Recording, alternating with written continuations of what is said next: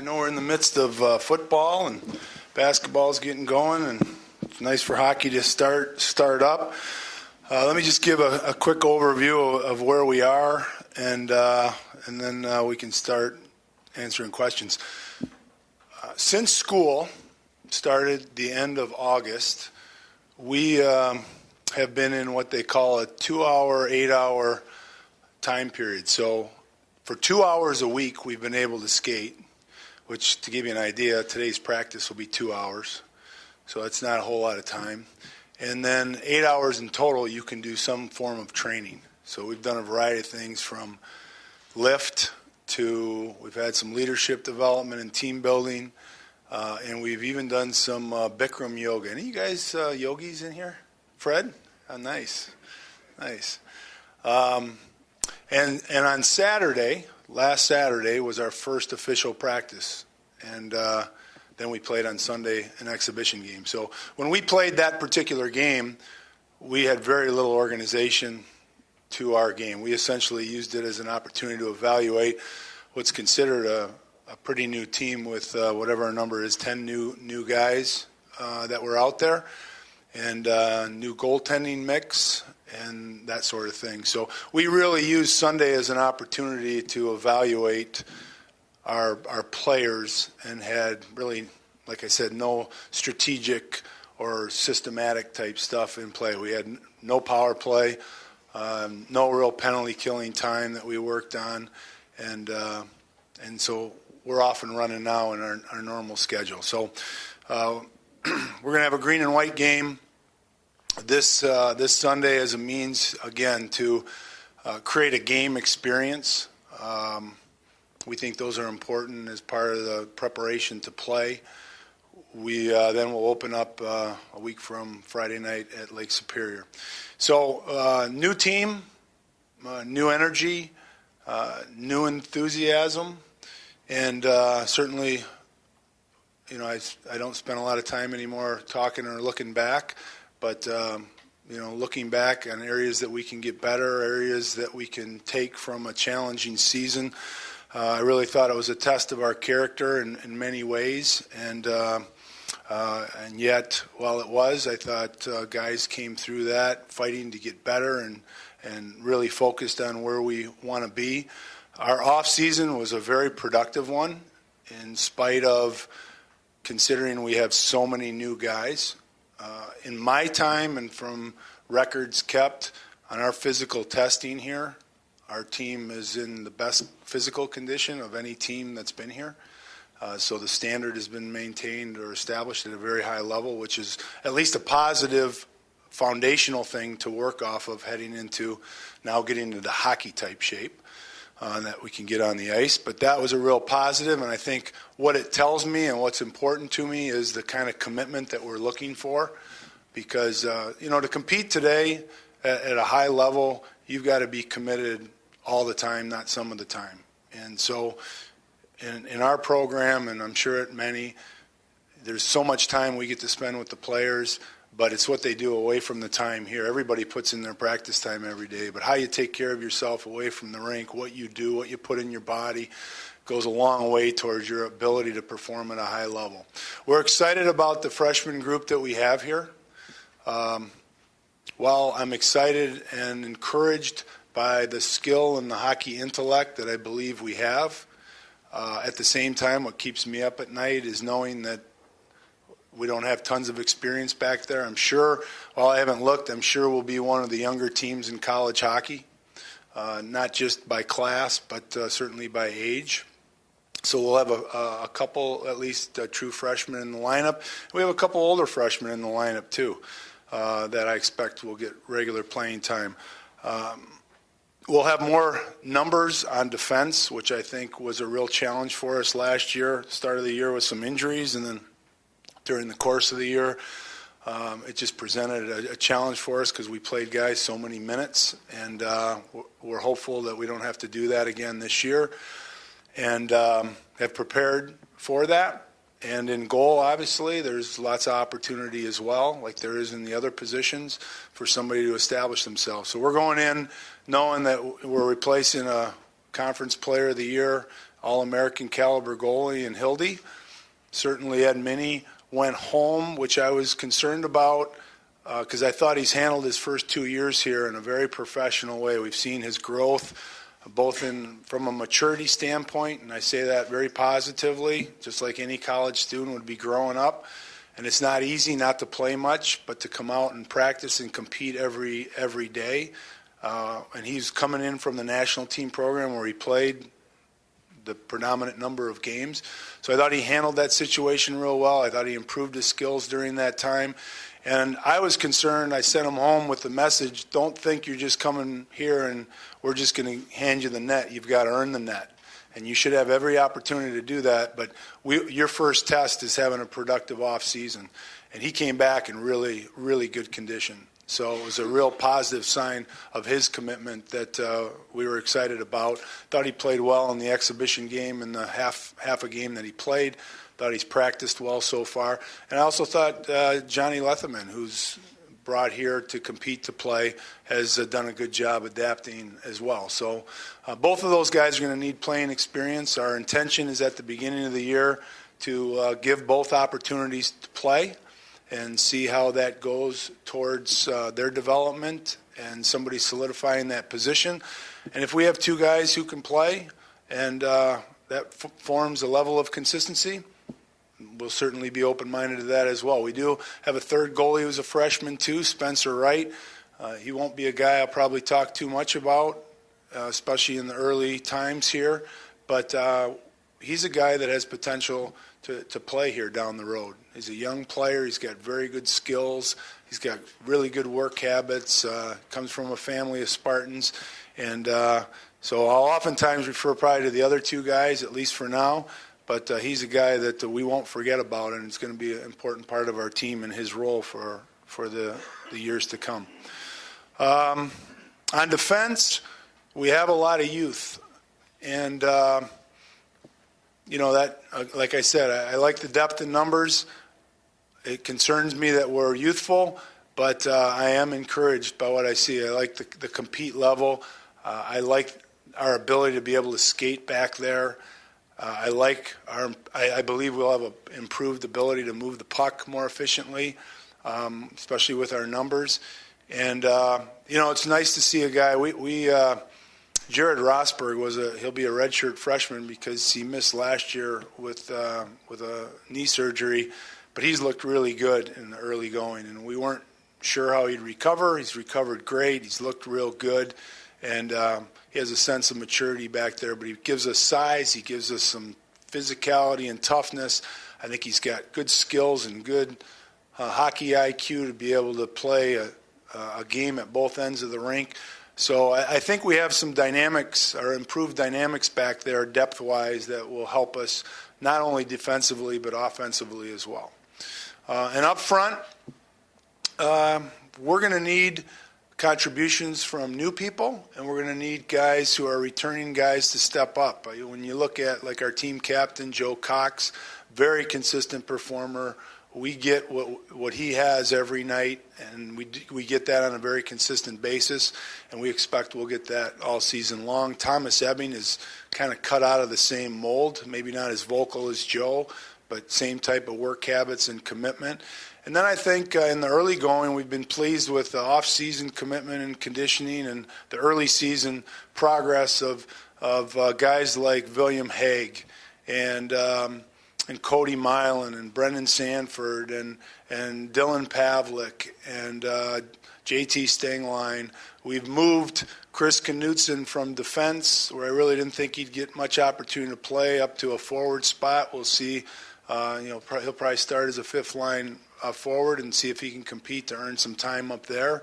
But it's going to be important for our team, especially early, for those guys to take a step and make a contribution. And then some of our freshmen who've caught our attention early starts with Patrick Kordorenko and Taro Hiroshi, very skilled players on both sides of the puck. And Sam Saliba, Logan Lambden, those guys up front have made an early impression. bring with them a lot of offensive success. 3 of those guys were top scorers in their leagues last year. 2 of them more goal-oriented. The other one probably more distributor-oriented. But it's a good mix. So we've been encouraged by that early, but again, cautiously encouraged because we know that we lack experience. So with that, we're anxious to get started. Early practices have been real good, and we'll get back at it today at 3 o'clock to keep building on the things we've built on so far in the preseason, and we're anxious to get going at Lake Superior. Questions? Tom, one of the decisions that you made when you first arrived was recruiting guys who were going to step into the program older. And you could have cut some corners but didn't. How much of an advantage is it now? That's going to start paying off for you this year where you got some guys coming in who aren't 16, 17, 18 years old, who are older now in the process. I think you have to be open to having a balance of that because college hockey, if you look at it, has gotten older. The average freshman is nearing, if you don't know this or not, but it's creeping towards 21 years old. And so contrary to the rest of probably most of the other sports, there is no place to kind of go park and play for a while after high school. And yet junior hockey, American-based junior hockey, and even some Canadian-based junior hockey is trying to keep kids in their system longer and longer. So college hockey has changed a lot, and I think you have to have a balance, kind of like we do this year where we have some true freshmen, and Mitch Elliott, who I didn't mention, but has had a really good preseason so far and we're really excited about, and Patrick Kordorenko, another true freshman. And then we have a couple guys who will be turning 21 in their freshman year, including Logan Lambden and Sam Saliba. So I think you need that balance. I think, our recruiting, as crazy as it gets in our sport, it's getting younger, you're getting commitments younger, and yet you're waiting longer for kids to get to school. And we have to find that balance and play that game too, and we will continue to. Tom, year 6 now, got all your own players here, all your own recruits. How much of a personal responsibility do you feel now to have this program make a significant step forward? Well, I've always felt that, Fred, from the first year that I came here. And I've always looked at every player here as my player, whether I recruited them or not. We're hooked together, So actually, Joe Cox and Rhett Holland are players that are still here that were committed here before I came. So we're not quite there, as crazy as that sounds. But I don't look at that. I look at it as I'm their coach and they're my players and we're in this together and we have to get to where we want to get to. And I like how things are lining up. I like it a lot, actually. I think when you look backwards and try to learn from areas and how to address it, one of the concerns I had in my first year here and coming out of my first year was the big turnover of players. I think we lost 11 or 12 players that year.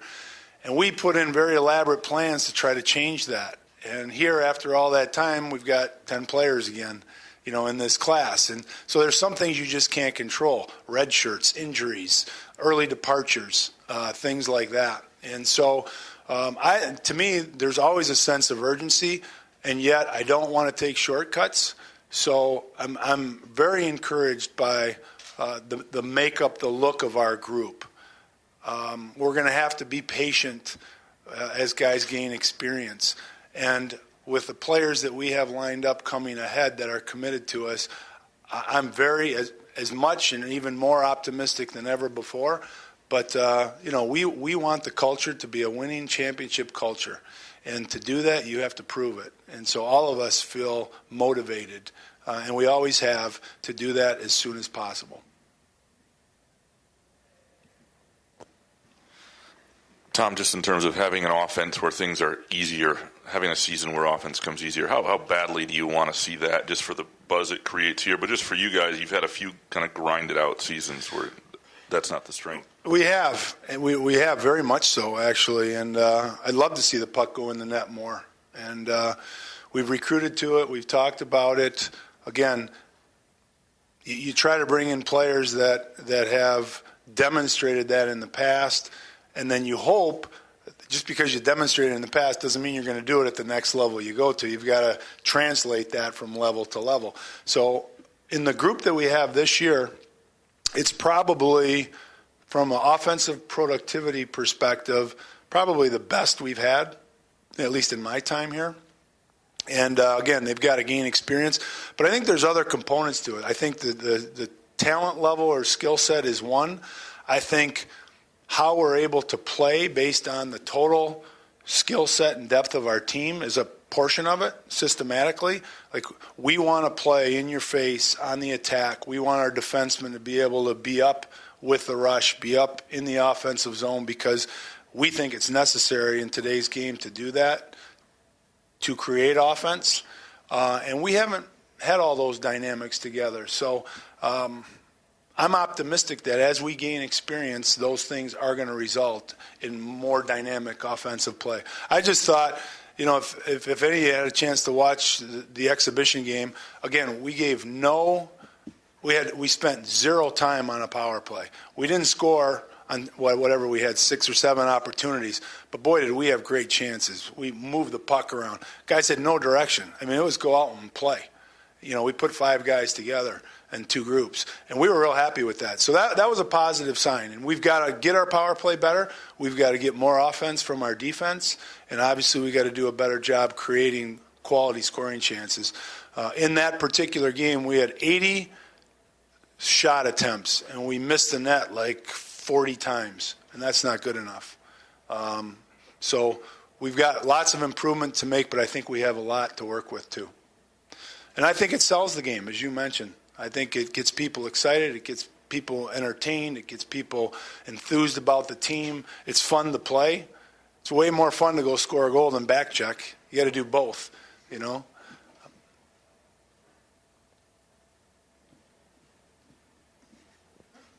Hey, Tom.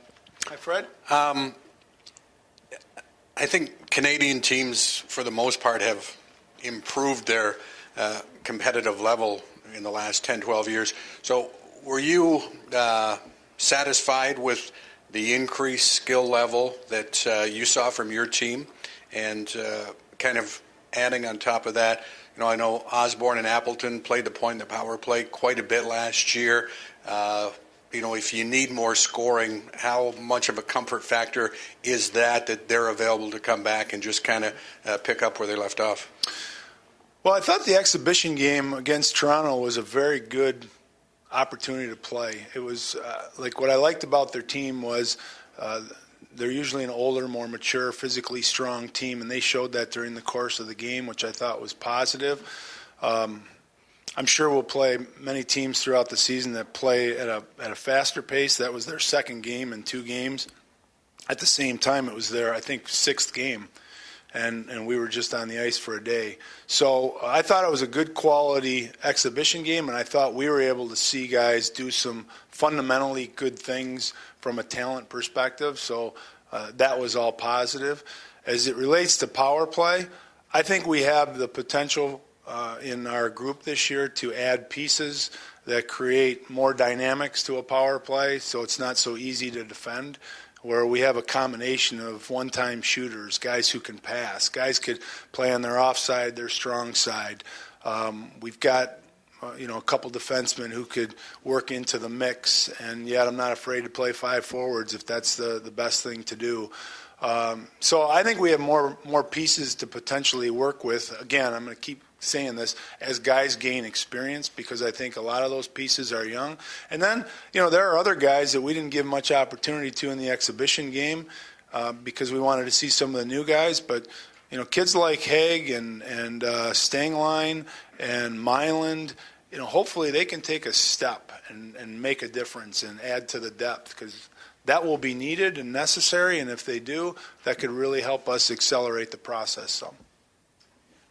Joe, there's guys on your team that can skate faster, guys that probably can lift more in the weight room, but you mentioned he gives you everything every night, and he's probably the toughest kid that you've had, just tough as nails, will go down, block a puck with his face. We watched him last year against Michigan.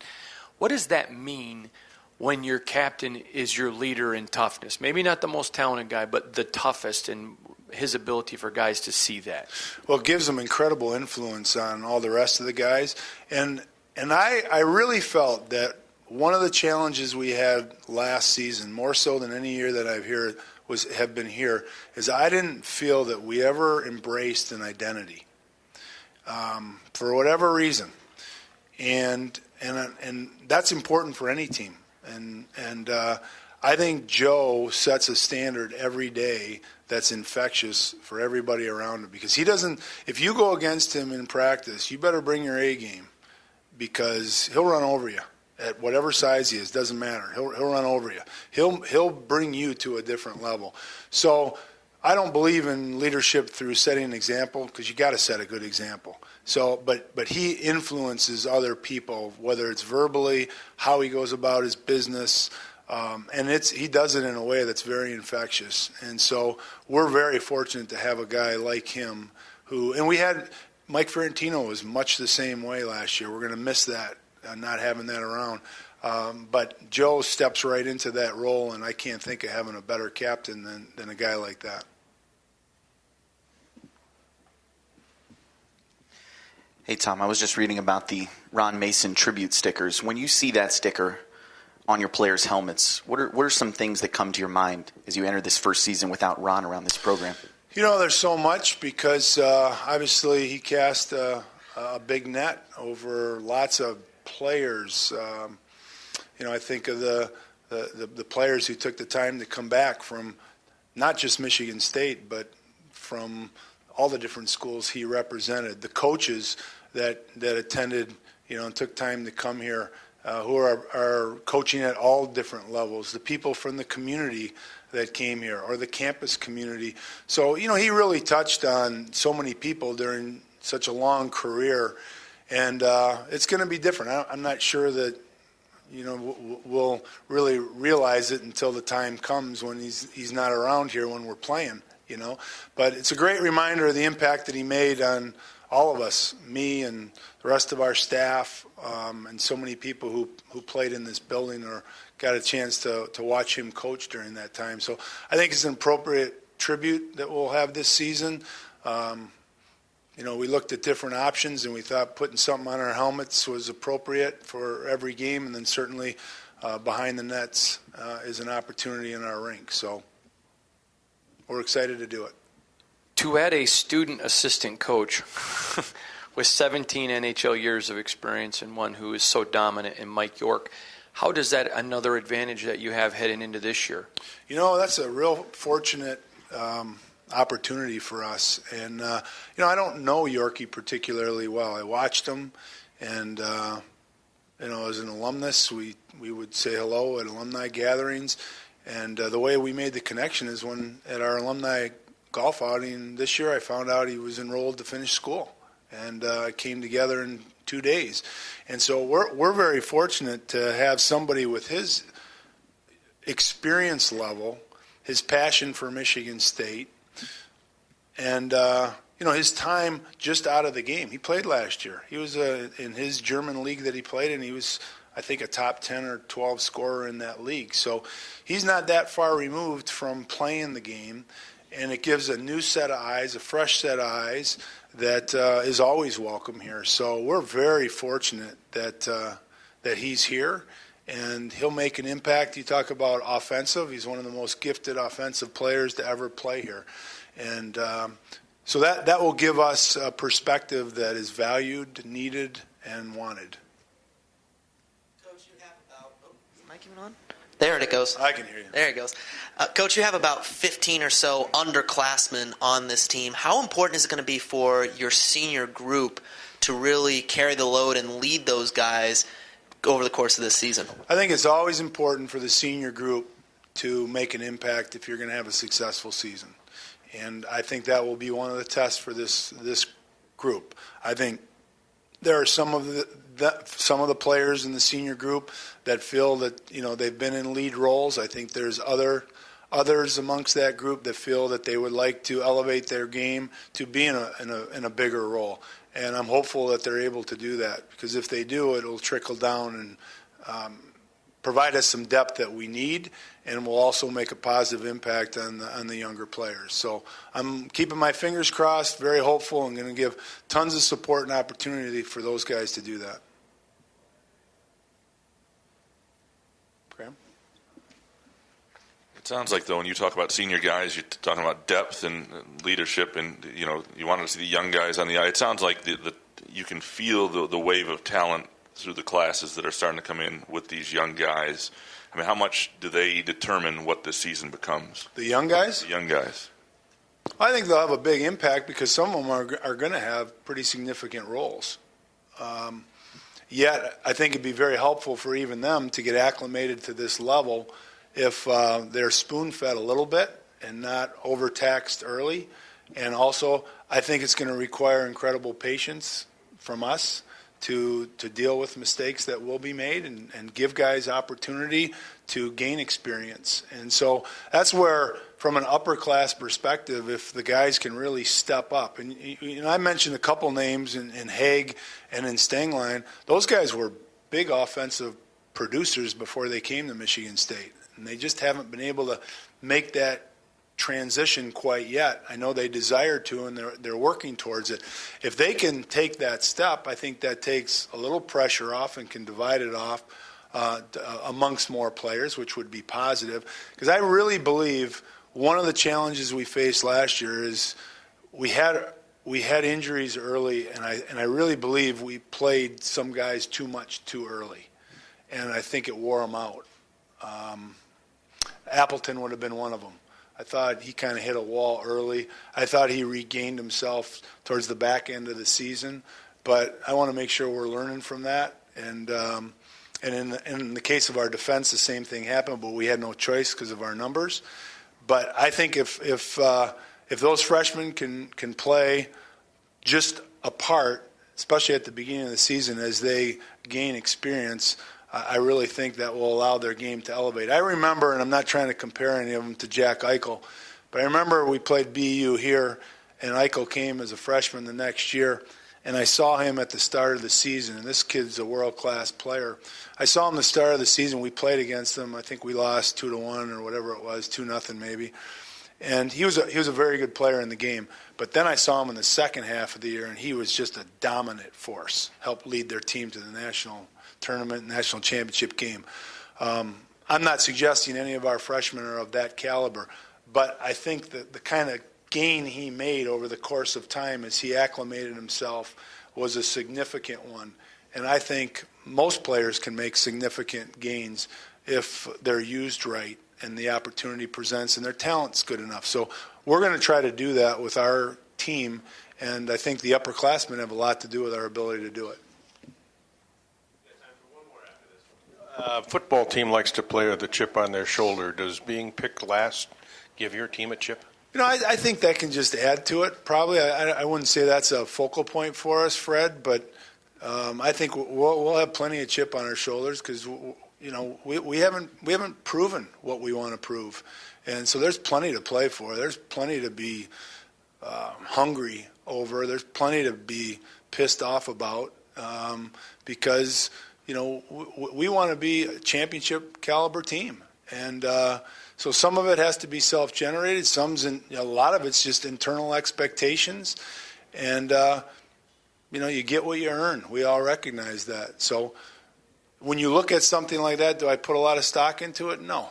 Yet at the same time, you're out trying to influence the whole hockey community that you want to be a champion. And so you have to work towards it and prove it. So, yeah, I think anything that we can use to add to the chip, which is already there, we'll build off of. Was I not supposed to say pissed? Got it. We good? All right, good. Nice to see you guys.